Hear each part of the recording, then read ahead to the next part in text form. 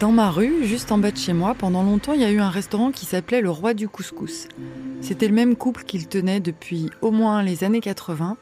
Ils faisaient le tagine à 11 € et ils n'avaient pas la licence 4, donc on pouvait amener sa propre bouteille de vin. Bref, c'était super et nous, on aimait bien y aller le vendredi soir en famille quand il n'y avait plus rien dans le frigo. Mais la dernière fois, le patron nous a annoncé qu'avec sa femme, ils fermaient pour prendre leur retraite. Sur le coup, ça nous a tous un peu déprimés parce que ça sonnait la fin d'une époque. Ma fille cadette en a même pleuré. Mais on était loin de se douter de ce qui allait nous arriver. Non mais au pire, je vais au Thaïlandais et je prends les... Parce qu'à partir de là, il y a des travaux qui ont commencé pour rénover les locaux et à la gueule qu'a pris le chantier, petit à petit, on a fini par comprendre que ce qui allait remplacer le Roi du Couscous, ça serait pas un restaurant normal, avec des tables, des chaises, un serveur, comme d'habitude. Non. Les ouvriers ont installé une fenêtre coulissante et une espèce de guichet qui donne sur la rue. Et puis, ils ont placardé des gros logos Uber Eats et Deliveroo sur la devanture. Et là, on a compris ce qui allait ouvrir juste en bas de chez nous. Une cuisine qui livre à domicile des repas commandés via une application. Une dark kitchen, ça s'appelle. Et là, c'est moi qui ai eu envie de chialer. Vivons heureux avant la fin du monde.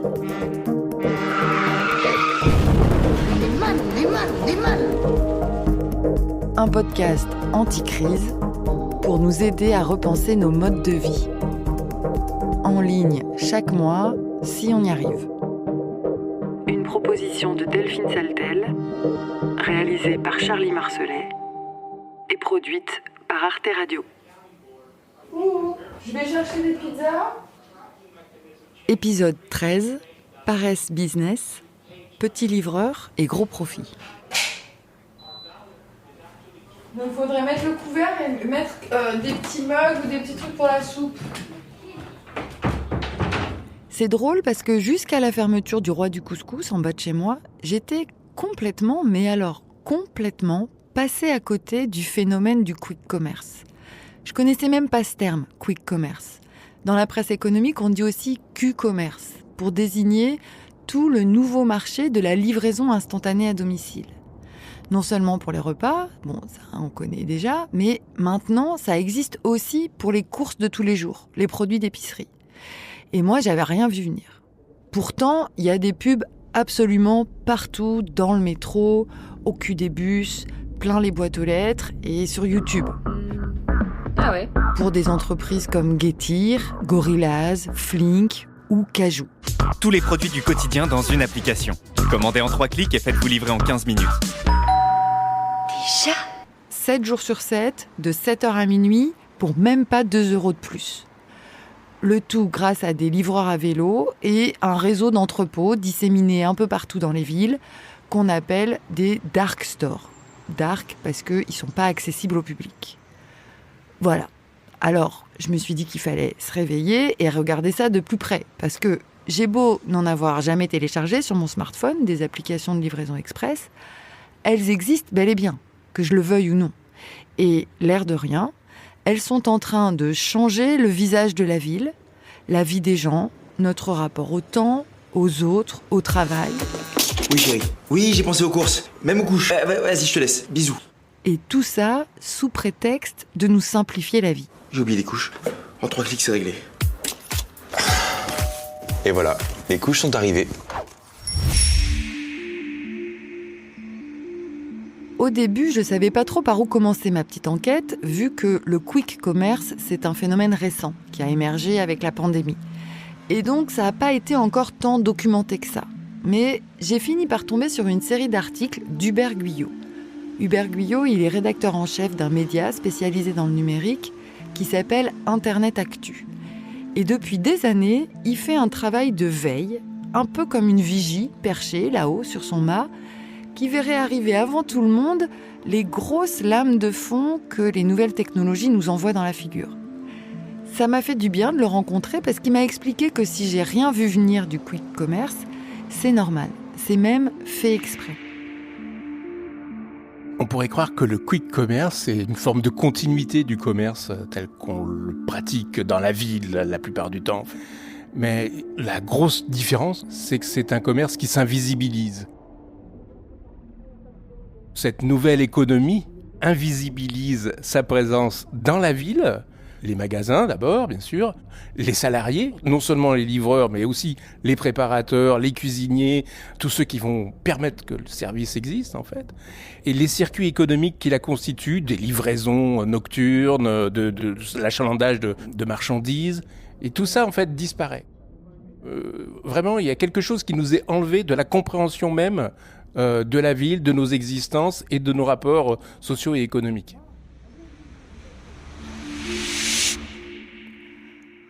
Voilà, c'est pas mal, je trouve, l'invisibilisation comme angle d'attaque pour aborder le quick commerce. Et la toute première question qui surgit, c'est pourquoi ? Pourquoi toutes ces choses doivent rester tapies dans l'ombre ? Est-ce que c'est vraiment pour nous cacher quelque chose ? Ou est-ce que c'est aussi le côté de praticité, commodité quelque part, qui fait qu'on invisibilise tout le système pour le rendre plus parfait, plus délicat, plus commode à ceux qui vont l'utiliser en fait. Le consommateur, quelque part, il est invisibilisé du magasin également. Il est derrière une application, il est derrière son téléphone la plupart du temps. Et c'est là d'où il commande les actes des autres d'un petit bouton qui déclenche en fait une infinité de choses dont nous ne sommes pas au courant, dont nous ne voulons pas être au courant, comme pour ne pas les voir.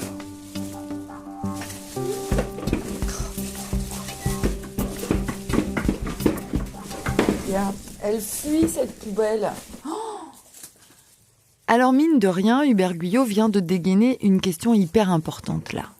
Ce qui se passe en coulisses. C'est dégueulasse. À l'ombre des dark stores ou des algorithmes qui font pédaler les livreurs à vélo.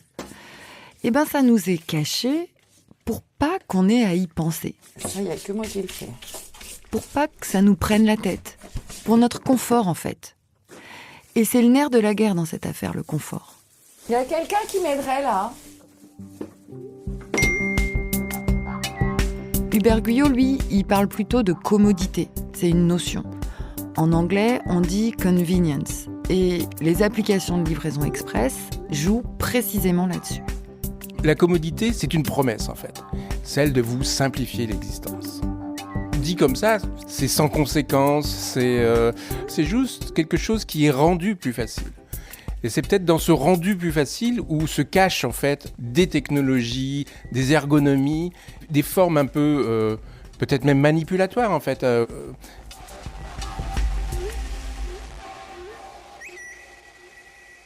Celle de l'écran, de l'application, du bouton qui va vous permettre de choisir ce que vous voulez commander, d'être livré en 2 clics à l'instant avec la promesse de rapidité, d'efficacité dans 10 minutes. Voilà. Le moins d'efforts possible, en fait, c'est vraiment la promesse, c'est la facilité qui nous est servie là, comme ça, au bout des doigts.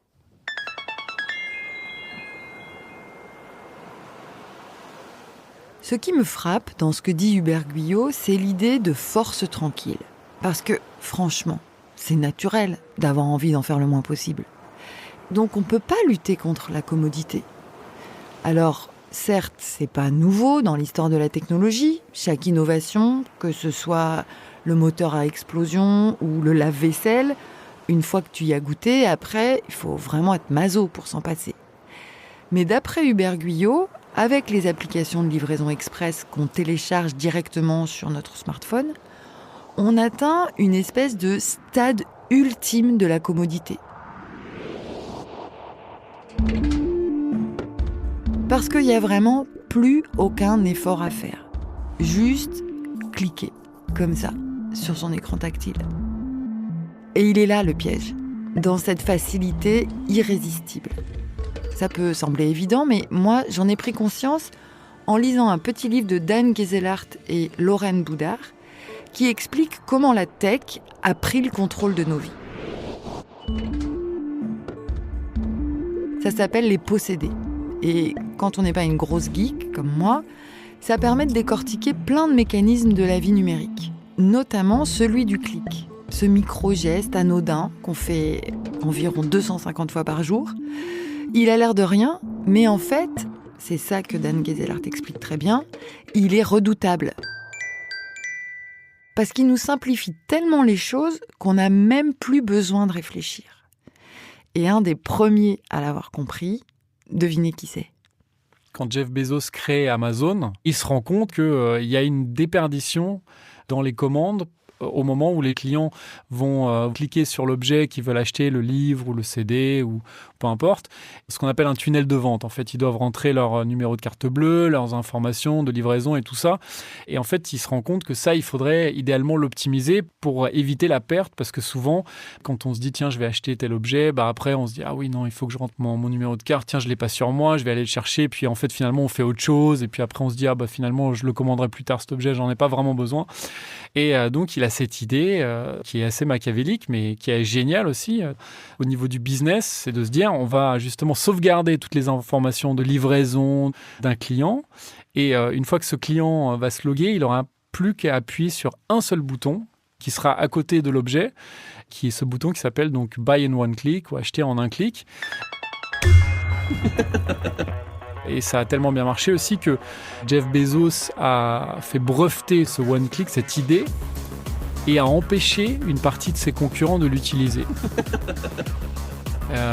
Et avec comme philosophie, parce qu'il y a quand même une vraie philosophie, une idéologie derrière, de dire qu'en fait nous aspirons tous à ne rien faire et en fait à vivre dans un confort le plus extrême. Encore une fois, on ne sait pas vraiment ce qui se passe dans les coulisses. Nous, on voit juste les petites briques de couleurs sur l'écran et puis le petit bruit que ça fait quand on clique, quand on valide le panier. Et voilà. Oui, et voilà.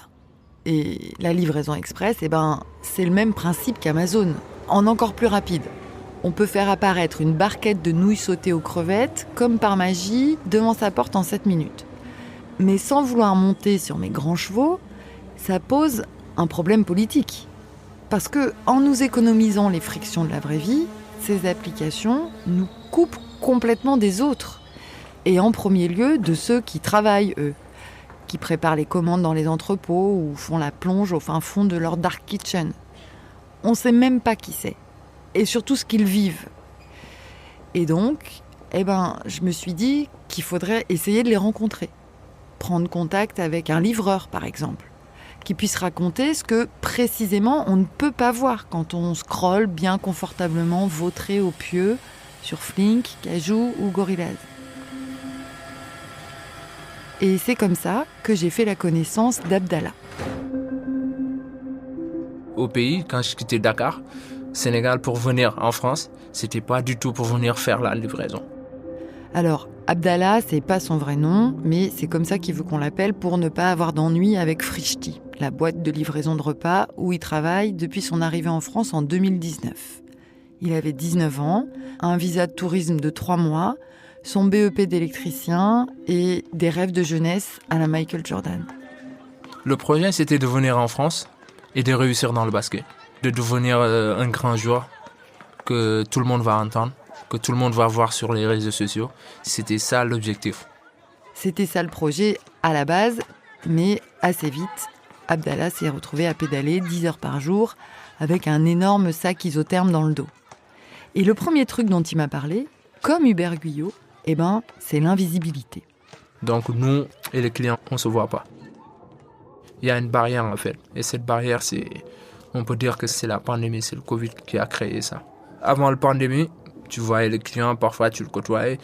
Mais quand la pandémie il est arrivé, on ne les voyait plus. À part les clients qui descendent, toutes les commandes qu'on livre, c'est des commandes qu'on dépose sur le palier. Et c'est des fonctionnalités que les clients ils activent eux-mêmes. Et quand tu arrives là-bas, sur l'application, tu vois que le client il te demande de le déposer sur le palier. Soit tu toques, soit tu sonnes. Et une fois que tu valides sur l'application, automatiquement, le client il reçoit une notification en fait, qui lui dit que tu as livré la commande. Tu le poses juste devant sa porte.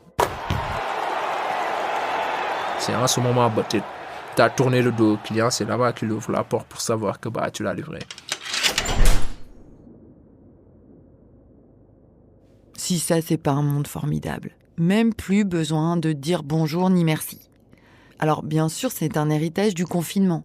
Mais je me demande si le succès de l'option « déposer la commande sur le palier » n'est pas aussi dû au fait qu'elle épargne aux clients d'avoir à soutenir le regard du gars qui vient de pédaler au milieu des embouteillages et de se taper 4 étages pour acheminer un burger à la fourme d'Ambert ou un pack de San Pellegrino. Et le pire dans tout ça, c'est qu'Abdallah, ça l'arrange au bout du compte. Parce que ça lui permet d'optimiser son temps sur chaque course. Il peut livrer plus de commandes et gagner plus. Enfin, un tout petit peu plus. Donc, on est d'accord que ça nous pose un problème politique. Et la manière dont Abdallah s'est fait embaucher aussi, d'ailleurs. Comme j'avais un visa de 3 mois, quand mon visa voulait expirer, là, j'avais fait pas mal de tests aussi dans des clubs. Mais comme c'était des petits clubs, ils ne pouvaient pas me faire en fait un contrat de travail. C'est là que j'ai compris au bout de 3 mois que ça allait être chaud.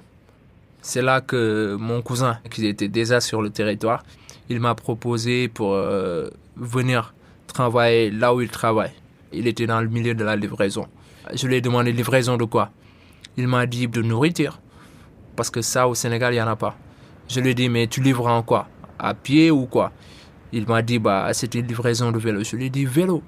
Non, cousin, non, franchement, laisse tomber. Cette idée, c'est pas du tout bonne. Moi, je suis pas venu pour la livraison, je suis venu ici pour le basket. Il m'a dit, viens, tu vas faire du vélo, tu vas t'entraîner en même temps et tu vas gagner de l'argent et tu vas connaître Paris. Et donc, je lui ai dit, je vais essayer. Parce que moi, à cette époque, c'était le côté physique, en fait, qui m'intéressait. Le fait de faire du vélo et de garder toujours mon physique. C'est ça qui m'intéressait. Donc, c'est comme ça que je suis rentré dans la livraison. J'ai démarré avec Freshti, parce que lui, il travaille avec Freshti. J'ai commencé le 9 novembre 2019. Il commençait à faire froid. Donc, ça m'a facilité pour intégrer. Parce qu'en hiver, il y a plus de travail. Le taux de commande pour toutes les plateformes augmente. Parce que les gens, ils ne veulent pas sortir du tout. Mais par contre, le taux de livreurs aussi, ça diminue. Parce que même les livreurs, c'est des êtres humains. Donc, même les livreurs, ils ne veulent pas sortir. Parce qu'il fait froid. Tu es dehors dans la fraîcheur. Même si tu mets des équipements, des gants chauffants et tout, quand tu sors dehors, c'est dur.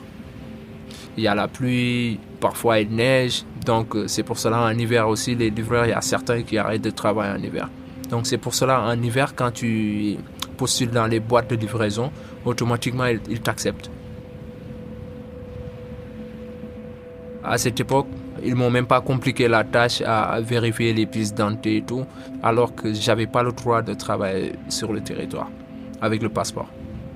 Mon visa avait expiré. C'est là que je me suis rendu compte que dans le milieu de la livraison, il n'y a que les sans-papiers qui sont dedans. Même les sociétés qui embauchent les livreurs, ils savent bien que c'est des sans-papiers, mais ils ferment les yeux, ils laissent passer parce qu'en hiver, ils ont besoin de livreurs. Et après, en été, essayer de se débarrasser des livreurs qui n'ont pas de papier ou bien qui travaillent avec des faux papiers.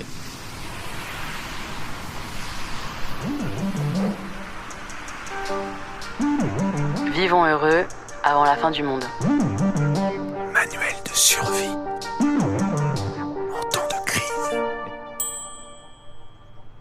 Le truc qui saute aux yeux, évidemment, là, c'est le contraste entre les pratiques limite moyenâgeuses de ces startups qui font pédaler dans le froid des sans-papiers et toute la com clinquante qu'elles déploient pour apparaître comme des fleurons de l'innovation technologique.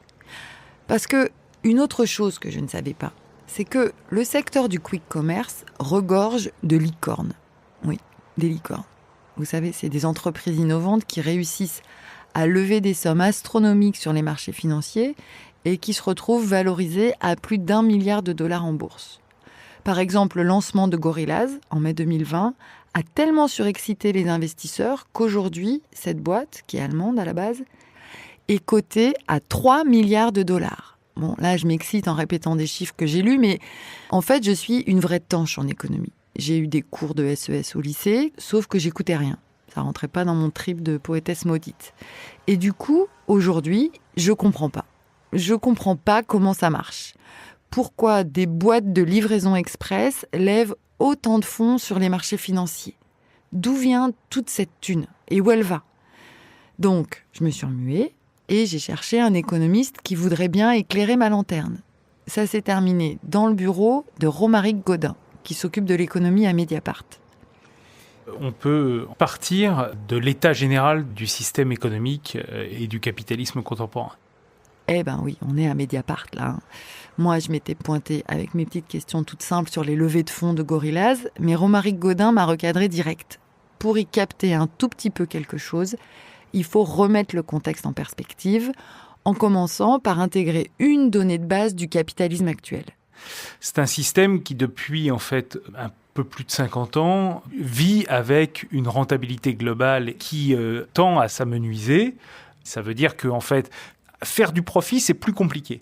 Et la source de ça, c'est que la productivité du travail, ce que l'on peut produire avec un même temps de travail ou un même ensemble de structures productives, ce que l'on peut produire en plus a tendance à diminuer. La croissance de la productivité ralentit. On a toujours des gains de productivité, c'est-à-dire qu'on produit plus avec moins, mais on produit de moins en moins plus d'une certaine façon. Le gâteau, il a tendance à s'accroître de plus en plus faiblement. Cette image du gâteau qui grossit, personnellement, ça m'a beaucoup aidé à comprendre la notion de croissance de la productivité. Je vous conseille de la garder en tête pour suivre le reste de la démonstration de Romaric Gaudin. Mais pour l'instant, moi, je vois pas le rapport entre le gâteau qui grossit et mes applications de livraison express. Pourtant, si, il y en a un. Ce sont des activités qui sont peu productives et sur lesquelles les gains de productivité sont en fait extrêmement faibles. Le gain de productivité d'une livraison, c'est en fait la durée de réalisation de ce qui doit être livré, plus la durée de livraison. Donc en fait, les seuls gains de productivité qu'on peut réaliser, c'est en fait le risque que prend le livreur lorsqu'il va livrer. Ah oui, alors bien sûr, pour un spécialiste d'économie qui travaille là-dessus toute la journée, ça coule de source. Mais je pense qu'on comprend vraiment ce que ça veut dire en écoutant Abdallah raconter comment il travaille et surtout comment il est payé. Quand tu viens le matin, tu essaies d'avoir un créneau de 4 heures ou de 5 heures de temps. Tu viens, après tu te connectes. Là, automatiquement, bam, tu as commencé ta journée. Eux, ils nous disent au départ, tu es payé à 5 € l'heure, 50 centimes la commande, entre 50 centimes et 1 € le kilométrage. Et c'est leur propre calcul, parce que nous, on n'arrive pas à calculer ça. Quand ils te donnent une commande, tu essaies de le livrer le plus vite possible. Et c'est ça qui les arrange, parce que quand tu livres une commande plus rapidement, en fait, ils se font de la crédibilité devant le client. Parce que les clients, ils se disent, il a commandé à moins de 5 minutes, il s'est fait livrer. Donc c'est pour cela les plateformes, c'est ça qu'ils veulent, les livreurs qui partent plus vite. Mais quand tu prends ton temps et que tu pars lentement, tu gagnes moins de commandes et tu gagnes moins d'argent. Tu dois faire beaucoup de commandes pour essayer de booster ton chiffre d'affaires.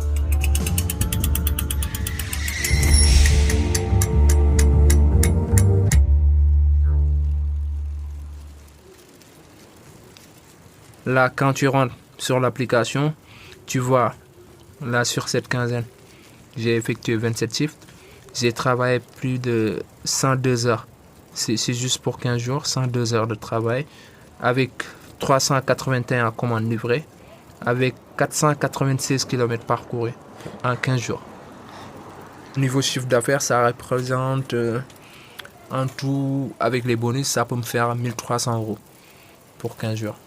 Parce que quand tu fais plus de 300 sacs, tu as une bonus de 100 €. Et si tu fais plus de 400 sacs, tu as une bonus de 125 €. Si on calcule bien, en moyenne, tu es payé entre 11 € l'heure jusqu'à 13 € l'heure.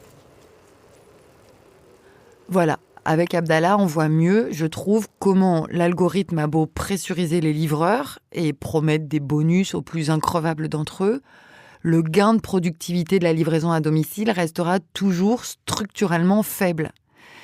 Et donc, on peut passer à la question d'après, qui est l'intérêt économique de ces entreprises. Comment elles gagnent de l'argent si elles font si peu de gains de productivité ? Eh bien, c'est là qu'on a encore besoin du gros cerveau de Romaric Gaudin. Le profit de ces entreprises, il ne va pas être fondé sur les gains de productivité et l'accroissement du profit de ces entreprises ne va pas être fondé sur les gains de productivité. Ça va être fondé en fait sur une logique qui va être plus une logique de transfert d'activité, d'une activité qu'on fait tous qui est de faire ses courses. Et ben là, on va vous dire plus besoin de faire vos courses, on vient vous les livrer. Donc en réalité, il n'y a pas d'accroissement du gâteau global de la croissance et de l'activité économique. Et donc l'intérêt pour les investisseurs de ces entreprises, c'est précisément leur caractère prédateur. C'est-à-dire qu'elles viennent en fait prendre des produits via une innovation affichée, en tout cas, puisque en réalité, la livraison d'épicerie, ça existe depuis l'époque antique, mais via une innovation affichée, il va y avoir un transfert de parts de marché des supermarchés, supérettes classiques vers cette activité précise. Il y a un aspect prédateur. Et ça, pour moi, c'est typique du moment dans lequel on est aujourd'hui, où on est dans un capitalisme qui est en voie de ralentissement de croissance et où donc ce sont les entreprises qui vont prendre le gâteau des autres, qui vont réaliser des profits importants, au moins dans un premier temps. D'accord. En fait, c'est juste un tour de passe-passe, la livraison express. Un pseudo-service pour amadouer le gros flemmard qu'on est tous en puissance, mais qui sert surtout à piquer des parts de marché aux autres, aux restaurants classiques ou aux épiceries déjà existantes. Donc il y a 3 ans, personne ne pensait qu'il avait absolument besoin de pouvoir commander sa baguette de pain en 15 minutes, porte à porte, alors qu'il est bien portant et qu'il peut aller chercher sa baguette de pain en moins de 15 minutes. Donc ce besoin-là, il n'existe pas. Et donc il fallait en réalité créer ce besoin qui n'existe pas a priori. Comment ça se fait ça ? Comment ça se pratique ? Ça se pratique avec beaucoup d'argent, par des investissements marketing absolument massifs. Et voilà, les courses sont terminées en 3 clics. Et ça m'a permis de faire ma petite séance de yoga tranquille.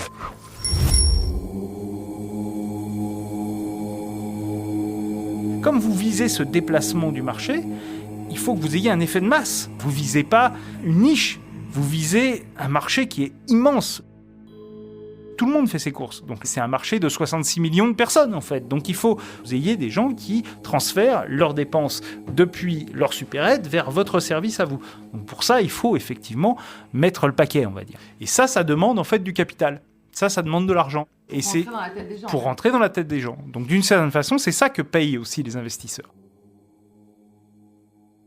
Bon, maintenant je comprends pourquoi il y en a autant d'affiches dans le métro et des spots en boucle sur YouTube. Et surtout, je comprends d'où proviennent les montagnes de cash qui financent tout ce matraquage publicitaire. Des investisseurs qui rentrent dans le capital des startups pour pouvoir parier sur nos changements d'habitude. Voilà, à qui tour ? Peut-être c'est à nous. Bonne journée, madame. Au revoir. Une petite tranche d'espadon, c'est parti. Pour les investisseurs, c'est le pari d'être dans le bon bateau, d'une certaine façon. L'idée, c'est de sortir ces billes des grandes enseignes de la distribution qui vont être impactées par cette activité, et puis de les mettre dans ces nouveaux acteurs.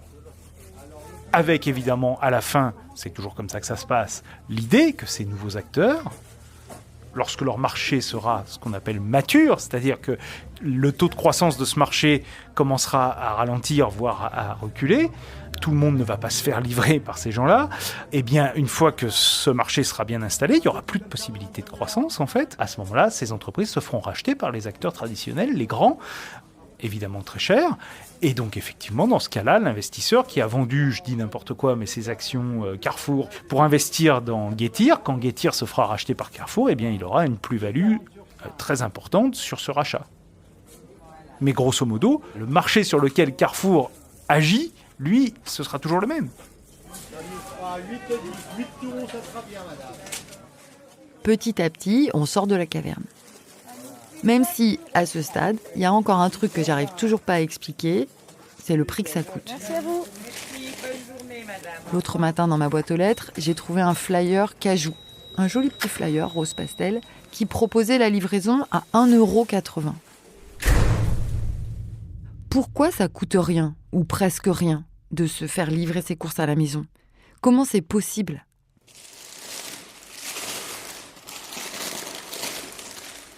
Il ne faut pas voir dans le fait que ces prix sont faibles, le fait qu'ils sont meilleurs, plus performants que les autres acteurs qui vont vous demander 3 ou 4 fois plus pour la livraison. En réalité, ils payent les mêmes salaires, ils payent les mêmes choses. Donc si cette livraison est si peu chère, c'est parce que le capital de ces entreprises est subventionné soit par des acteurs privés, soit par des acteurs publics.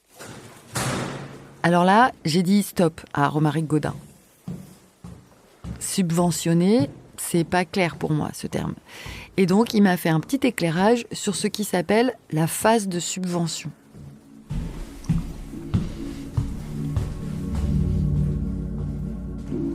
La phase de subvention consiste en fait à utiliser l'argent de la finance pour assurer la survie de l'entreprise le temps qu'on puisse maintenir ses prix extrêmement bas, qu'on puisse habituer le consommateur à avoir recours à ce service. Donc, il n'y a pas de sens économique aux prix qui sont présentés. C'est pas un équilibre entre l'offre et la demande, tout ça. Non, ça n'existe pas. La seule chose, c'est que ces entreprises en phase de subvention peuvent se permettre de perdre de l'argent, ce que ne peuvent pas se permettre en fait des entreprises plus établies. Voilà, l'idée c'est de rentrer en fait dans une sorte de mécanique psychologique où le consommateur ne se pose plus la question. C'est-à-dire qu'il ne se pose plus la question, est-ce que je dois ? Tout le monde le fait, donc moi je le fais aussi, voilà. Puis au bout d'un moment, on le fait tellement de façon machinale, d'une certaine façon, qu'on ne regarde même plus les prix.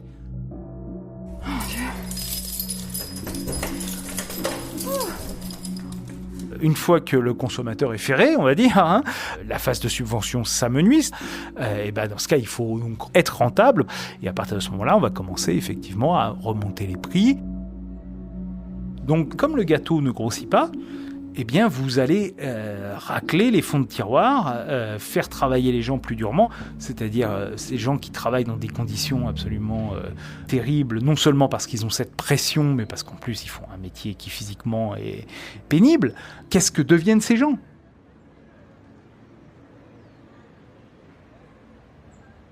Physiquement, au début, c'était très dur. Mais une fois que tu es dedans, au bout de 2 semaines, 3 semaines, le corps s'habitue. Mais une fois que je reste à la maison 3 jours ou 4 jours sans travailler, sans faire du vélo, j'ai des courbatures. J'ai tout le corps qui me fait mal. Surtout au niveau des pieds. Sur le dos aussi, parce que comme d'habitude on porte des sacs, ou bien au niveau des cuisses, on le sent. Parce que le nombre de kilométrages que tu fais en 15 jours, c'est pas du tout normal. 500 km en 15 jours. Normalement, tu peux pas rester plus de 5 heures de temps sur un vélo.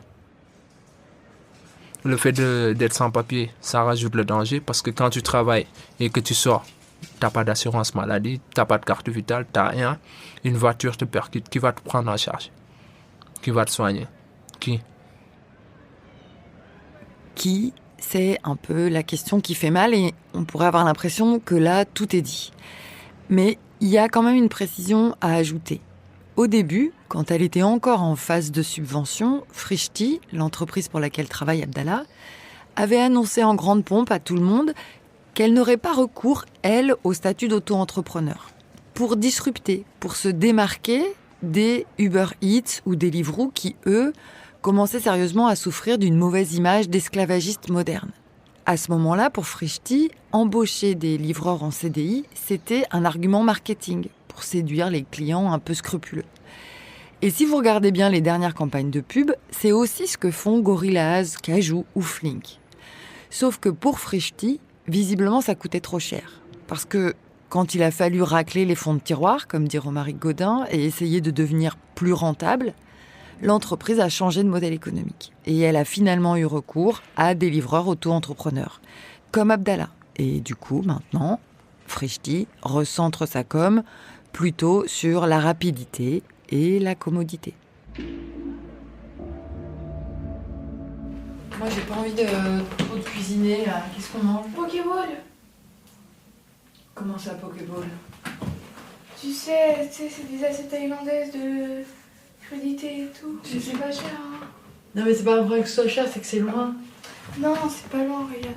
Pourquoi aujourd'hui les gens sont si sensibles à ce discours autour de la commodité, de la rapidité, du fait qu'ils soient livrés chez eux, qu'ils n'aient plus besoin de sortir de chez eux, que c'est pas que la pandémie en réalité. Il suffit d'aller dans rue Daguerre, je crois. J'ai la flemme. T'as la flemme d'aller à rue Daguerre? J'ai la flemme de tout là. Qu'on ait pu aussi facilement venir au télétravail, ça a été possible parce qu'on est dans un certain régime de gestion du travail aussi. Et ce régime de gestion du travail, c'est quoi? Un gâteau qui grossit moins, des profits qui doivent augmenter beaucoup plus vite que le gâteau, donc une pression croissante sur le travail. Pour faire pression sur le travail, comment vous faites? Vous individualisez les processus de travail. Mais en fait, le télétravail, c'est le summum de l'individualisation du processus de travail. Vous augmentez la compétition entre les travailleurs, vous fluidifiez le marché du travail. Donc, les gens qui sont soumis à ces pressions-là, d'individualisation, de fluidification, de compétition, de pression, ils sont effectivement fortement sensibles à un discours qui joue sur le moindre effort en dehors du travail parce qu'en fait on est crevé et que voilà. Bon, j'ai regardé, je me demande s'il n'y a pas un petit congelé Picard là dans le frigo. Non, là tu me l'as fait. C'était bon les nouilles coréennes là. D'une certaine façon, c'est à la fois la création de quelque chose qui n'est pas nécessaire, et en même temps, on joue de la destruction passée pour assurer la destruction future d'une certaine façon.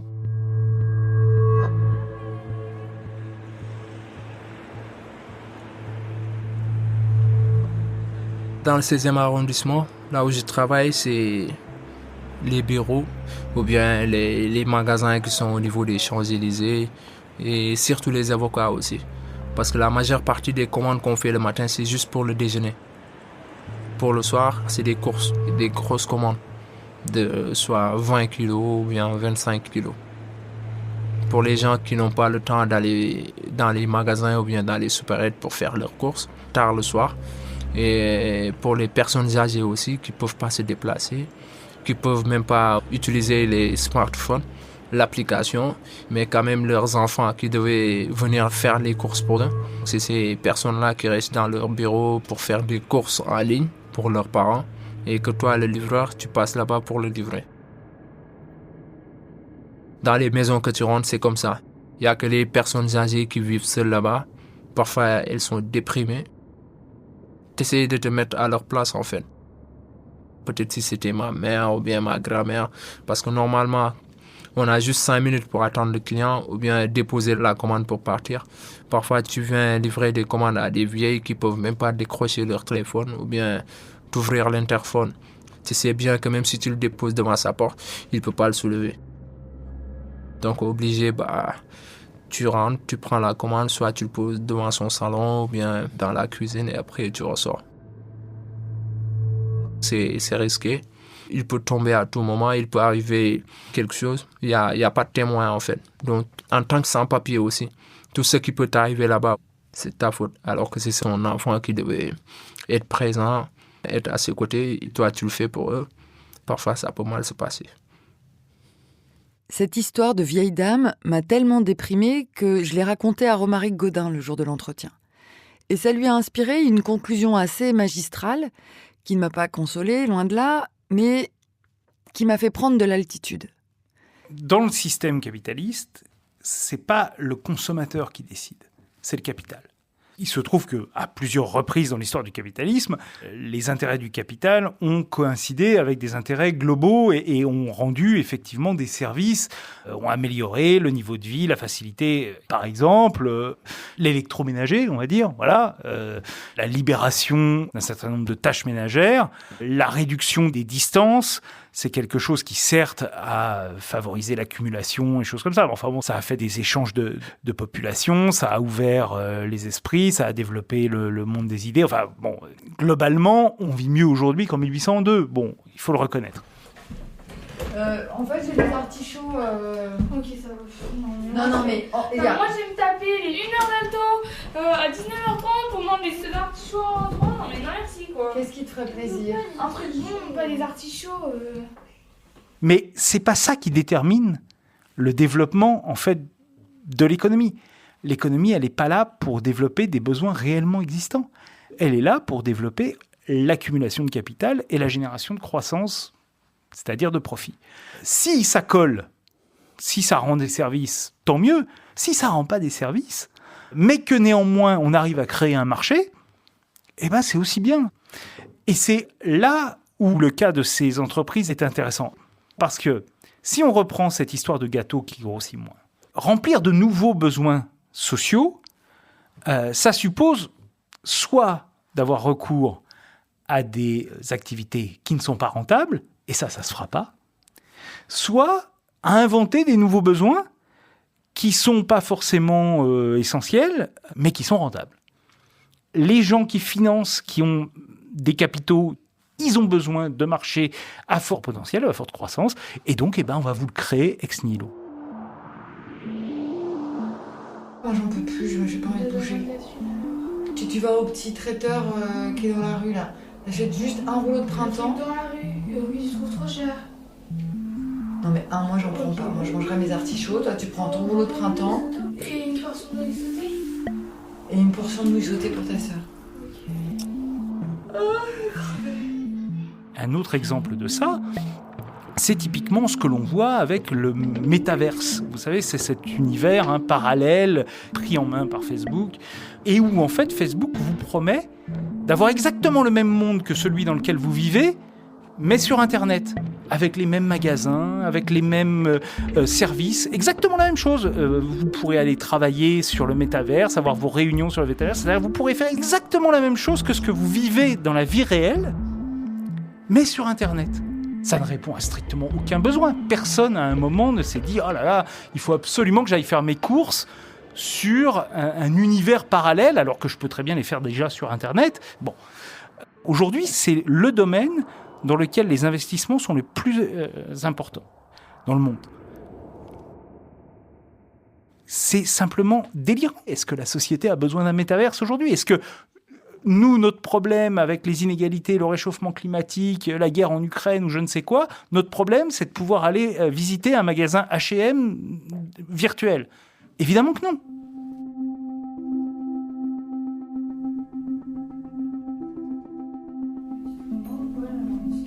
Tu prends pour 7 € de nouilles sautées, à mon avis, quand même, ça devrait la faire. 8, allez, 8, c'est tout. Basta. D'une certaine façon, ces services de livraison, ce sont des formes concrètes de métaverse. C'est exactement le même schéma qui se développe. Donc, ce n'est pas nos besoins qui sont remplis, là. C'est les besoins de quelque chose d'autre, de la finance, en fait du capitalisme financiarisé, qui agit de cette façon-là. Ouvre, moi je suis là. Désolée, j'arrive en retard. Quelques jours après cet entretien avec Romaric Gaudin, la Dark Kitchen, en bas de chez moi, a enfin ouvert. Au menu, on a vu qu'il y avait 3 spécialités proposées, burger, cheese naan et milkshake. 3 monuments de la gastronomie régressive. Mais je me dis qu'avec la claque que l'on vient de se prendre sur l'exploitation des individus, les milliards de dollars engloutis et l'éclatement du corps social, on devrait avoir le courage de résister.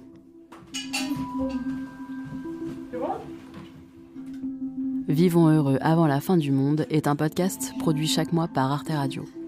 Bon appétit. Vous pouvez l'écouter sur son site, arteradio.com, son appli gratuite, SoundCloud, Deezer ou votre plateforme d'écoute préférée. Commentez, partagez, abonnez-vous au podcast et mettez-lui des étoiles pour soutenir l'émission et la planète.